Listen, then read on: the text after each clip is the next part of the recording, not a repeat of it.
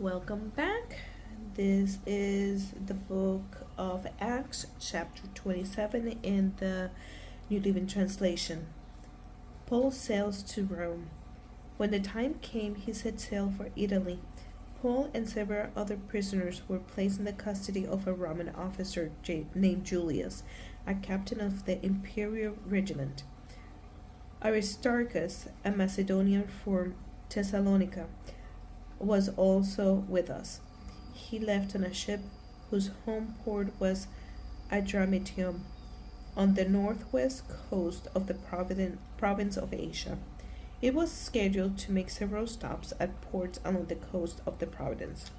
The next day, when we docked at Sidon, Julius was very kind to Paul and let him go ashore to visit with friends so they could provide for his needs.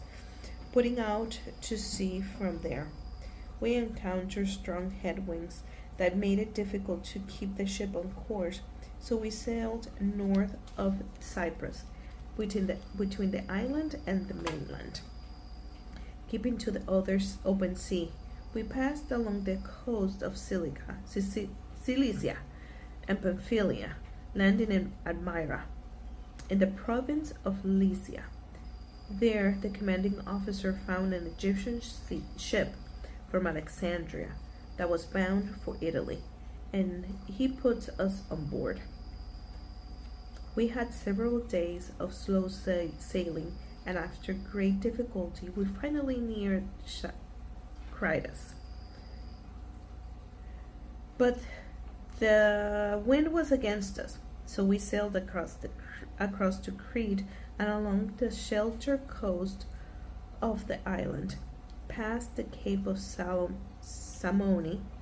We struggled along the coast with great difficulty and finally arrived at Fair Havens, near the town of Lasea. We had lost a lot of time. The weather was becoming dangerous for sea travel because it was so late in the fall, and Paul spoke to the ship's officer about it. Men, he said, I believe there is trouble ahead if we go on. Shipwreck, loss of cargo, and danger to our lives as well. But the officer in charge of the prisoners listened more to the ship's captain and the owner than to Paul. And since Fair Havens was an exposed harbor, a poor place to spend the winter, most of the crew wanted to go on to Phoenix, farther up the coast of Crete, and spend the winter there. Phoenix was a good harbor with only a southwest and northwest exposure. The storm at sea. When a light wind began blowing from the south, the sailors thought they could make it, so they pulled up anchor and sailed close to the shore of Crete. But the weather changed abruptly, and a wind of typhoon strength, called a northeaster, burst across the island and blew us out to sea. The sailors couldn't turn the ship into the wind, so they gave up and let it run before the gale. We sailed along the sheltered side of a small island named Cauda, where with great difficulty we hoisted aboard the lifeboat being towed behind us. Then the sailors bound ropes around the hull of the ship to strengthen them. They were afraid of being driven across of the sandbars of Syrtis off to the African coast. So they lowered the sea anchor and slowed the ship and were driven before the wind. The next day, a gale force wind continued to batter the ship. The crew began throwing the cargo overboard.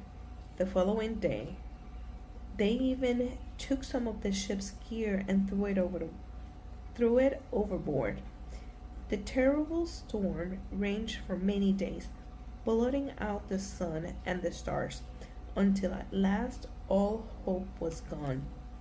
No one had eaten for a long time, Finally, Paul called the crew together and said, "Men, you should have listened to me in the first place and not left Crete. You should have avoided all this damage and loss. But take courage. None of you will lose your lives, even though the ship will go down. For last night, an angel of the Lord, to whom I belong and whom I serve, stood beside me, and he said, 'Don't be afraid, Paul, for you will surely stand trial before Caesar. That's what more. God, in his goodness, has granted safety to everyone sailing with you. So take courage, for I believe God. I will be just as he said, but he will be shipwrecked on an island.'" The shipwreck. About midnight on the 14th night of the storm, as we were being driven across the Sea of Adria, the sailors sensed land was near. They dropped a weighted line and found that the water was 100 feet deep. But a little later, they measured again and found it was only 90 feet deep. At this rate, they were afraid we would soon be driven against the rocks along the shore. So they threw out 4 anchors for the back of the ship and prayed for daylight. But then the sailors tried to abandon the ship. They lowered the lifeboat as though they were going to put out anchors from the front of the ship. But Paul said to the commanding officer and the soldiers, "You will all die unless the sailors stay aboard." So the soldiers cut the ropes to the lifeboat and left it drift away. Just as the day was dawning, Paul urged everyone to eat. "You have been so worried that you haven't touched food for 2 weeks," he said. "Please eat something now for your own good, so not a hair of your heads will perish." Then he took some bread, gave thanks to God before them, and broke off a piece and ate it.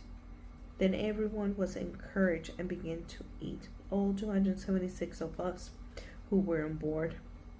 After eating, the crew lightened the ship further by throwing the cargo of wheat overboard. When morning dawned, they didn't recognize the coastline, but they saw a bay with beach and wondered if they could get some shore by running the ship around. So they cut off the anchors and left them in the sea. They lowered the rudders, raised the foresail, and headed towards the shore. But they hit a shoal and ran the ship around too soon. The bow of the ship stuck fast, while the stern was repeatedly smashed by the force of the waves and began to break apart. The soldiers wanted to kill the prisoners to make sure they didn't swim ashore and escape. But the commanding officer wanted to spare Paul, so he didn't let them carry out their plan. Then he ordered all who could swim to jump overboard first and make for land.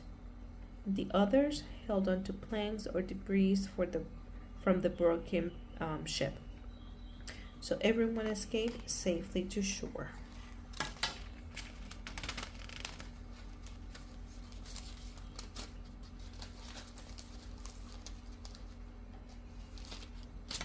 And that is the end of chapter 27 of the book of Acts.